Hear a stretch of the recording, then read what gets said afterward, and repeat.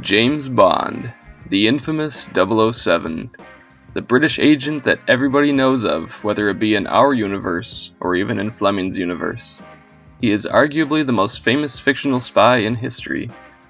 He was created by author Ian Fleming in the early 1950s and was named after the author of a bird-watching book that he had laying around called Birds of the West Indies. Fleming went on to write 14 James Bond novels between 1953 and 1966, and then a variety of authors have carried on the name in their own vision beyond that. As of 2020, there are, or will be by November, 25 official James Bond films stemming all the way back to 1962 with the release of Dr. No. The character has had a very long history, to say the least. Bond has even entered the television arena with an episode of Climax being an adaptation of Casino Royale in 1954, as well as an animated series called James Bond Jr. But after all of that, it was only natural for James Bond to enter one of the more highly regarded mediums in modern day, the video game. There have been almost 30 different James Bond video games spanning over a very wide array of publishers, genres, consoles, handheld systems, and most certainly computers. Anybody who grew up in the 90s is most likely well aware of at least the existence of the Nintendo 64 game GoldenEye, as it was the third best-selling game on the system with over 8 million copies sold, behind only Mario 64 and Mario Kart 64. But the history of Bond in gaming began many, many years before that, and that is what we will be discussing in this series. This is my James Bond video game retrospective. Computer games in the early to mid-80s had a very strange history. Going all the way back to the early 70s, there was, of course, Pong for the Magnavox Odyssey, the very first home console.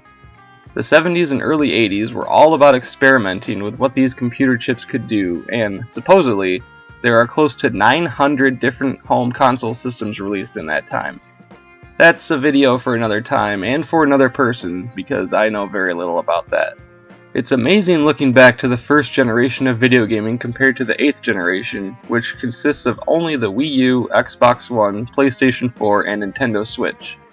4 systems having control over the market as opposed to almost 900. Times were very different then. It's almost impossible to truly know just how many James Bond games were made, as there were probably countless unofficial ones created in that time period. Bond has been huge, spanning in 6+ decades, so naturally there were going to be some amateur fan developers trying their hand. But I will certainly do my best to make sense of it. 1982 had the development of one unofficial game called Shaken But Not Stirred, which was a text-based adventure game developed by Richard Shepard Software for the ZX Spectrum, a United Kingdom-based home computer. It wasn't until 1983 when we saw the very first official James Bond video game, entitled James Bond 007.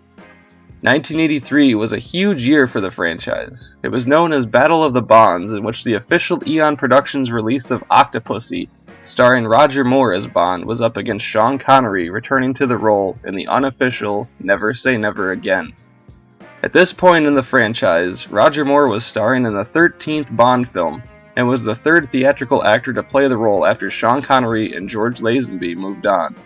It was probably a weird, confusing time to be a Bond fan since there were 2 movies to go see in theaters, and without the internet to explain everything, people had to rely on magazines, advertisements, television, and word of mouth to know why both Moore and Connery were starring in Bond films.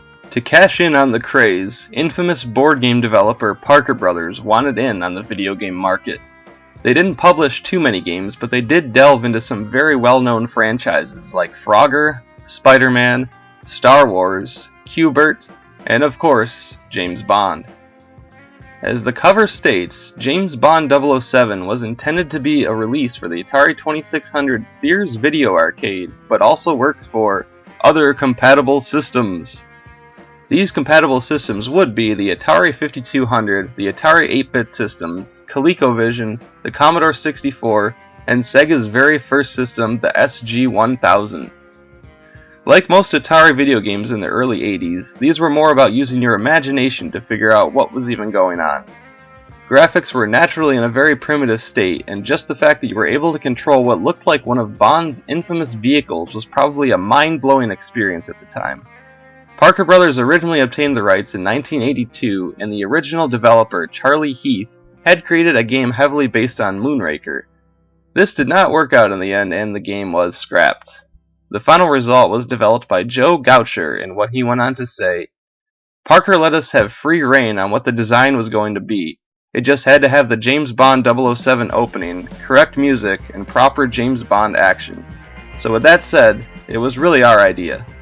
While they did not implement the new release of Octopussy into the mix, James Bond 007 does feature levels spanning over 4 of the films: Diamonds Are Forever, The Spy Who Loved Me, Moonraker, and For Your Eyes Only.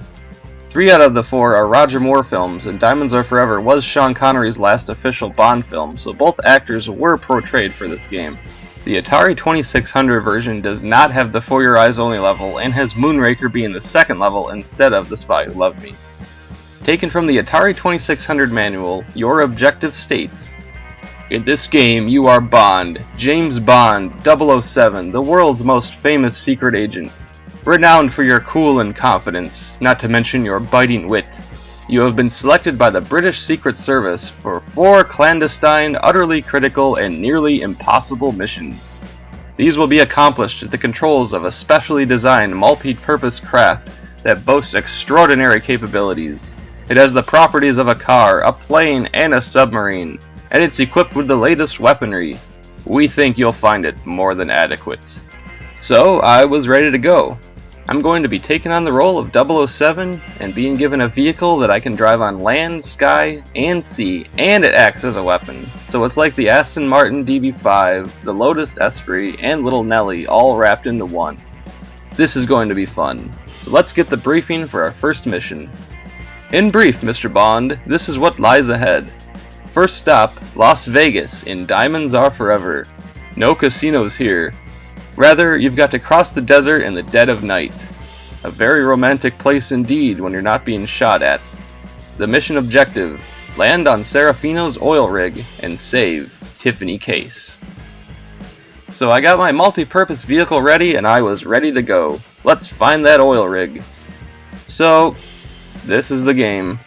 Rather than reading the entire manual, I'll try to make sense of what's happening here.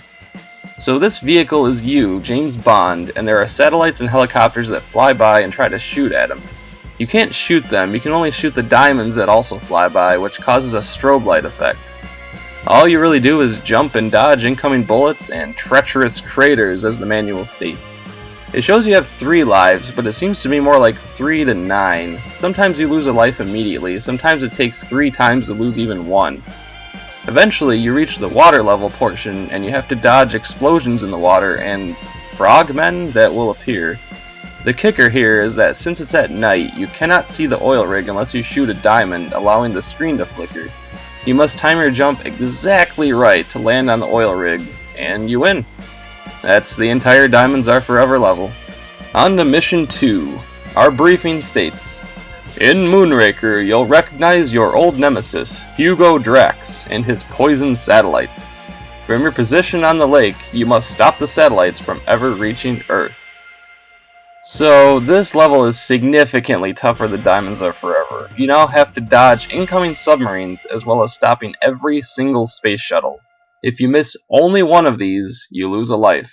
It is not easy at all, and it took me many times to win this.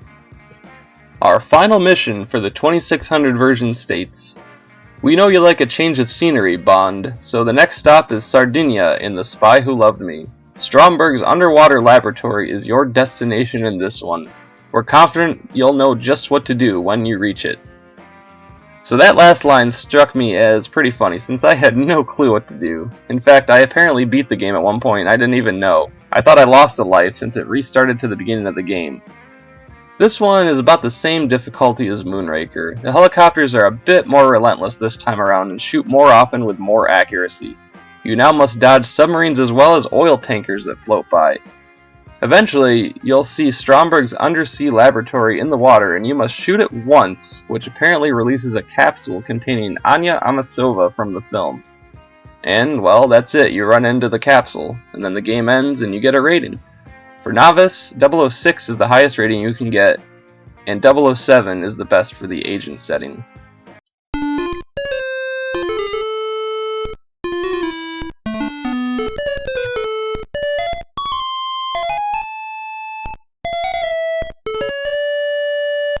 So there you have it, the very first James Bond game, and it's over in like 20 minutes if you know what you're doing. It's very difficult to judge it now, having so much experience with modern day video games, but it can be a lot of fun to bring yourself back to that time period. Is it a great game? I would say no. There are a lot better Atari 2600 games out there. But it can be a bit of fun, yet extremely frustrating. Once you know exactly what you're supposed to do, the enjoyment factor does go up quite a bit. But I doubt many who actually own a playable physical copy of this game would also own the manual. Luckily, the manual is available online. As I stated earlier, you really need to use your imagination to tell what anything on the screen even is. The helicopters and oil tankers are pretty obvious, but aside from that, I mean, it was 1983. I can also appreciate the fact that there are two difficulty settings, with the strongest being Agent. By the time we reach GoldenEye for the Nintendo 64, Agent will be the easiest setting. So it's cool to see that it all started right here. Lastly, there are some notable differences with the other versions. They all still contain the same objectives, but have varying graphics and animations. The 2600 version is easily the most basic, but it's also the original. Next up in our retrospective, we will be going ahead 2 years into the future, all the way to 1985 with A View to a Kill. There are two vastly different versions of the game from different publishers, and we will be discussing both in one video. So I am Paraspectre. Please like and subscribe to stay in touch with the next part. James Bond will return in A View to a Kill.